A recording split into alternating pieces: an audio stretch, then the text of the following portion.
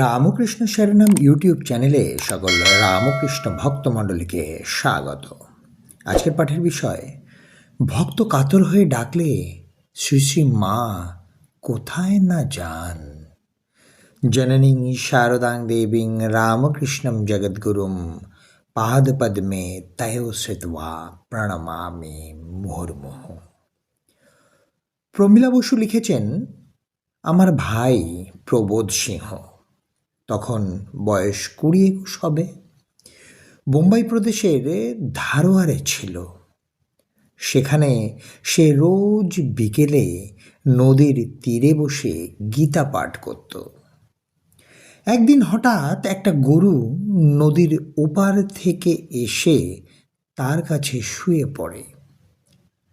সে নিজের ভাবেই গীতা পাঠ করছিল, আর গরুটা থেকে থেকে তার কোলের উপর মুখটা তুলে দিচ্ছিল। সে কোল থেকে ওর মুখ বারবার নামিয়ে দিলেও গরুটা নিবৃত্ত না হওয়ায় একটু বেশি জোরে মুখটা সরিয়ে দেয়, আর অল্পক্ষণ পরেই গরুটা মারা যায়। হিন্দুর ছেলে হয়ে গোহত্যা করলাম ভেবে সে কাঁদতে থাকে।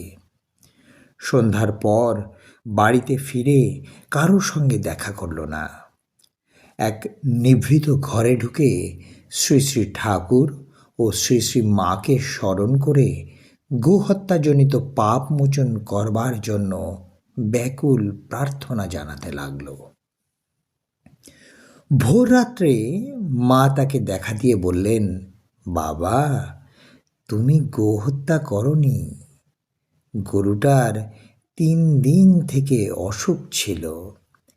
তোমার মুখে গীতা শুনে সে গোজন্ম থেকে মুক্ত হলো। পরদিন যখন সে নদীর তীরে গীতা পাঠ করতে বসেছে, একটি রাখাল ওপার থেকে এসে বলল, আমাদের একটা গরু কাল বিকেলে ওপার থেকে এসে মারা গেছে।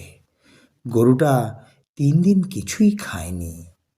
মরে যাবে মনে করে মালিক তার গলার দড়ি খুলে রেখেছিল। ধারোয়ারে যখন এই ব্যাপার ঘটে, শ্রী শ্রী মা তখন জয়রামবাটিতে।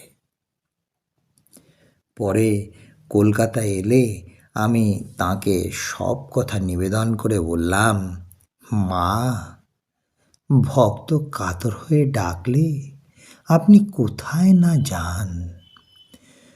মা শুনে হাসতে লাগলেন। আজকের পাঠের তথ্যসূত্র শ্রী শ্রী সারদা দেবী গ্রন্থ অবলম্বনে।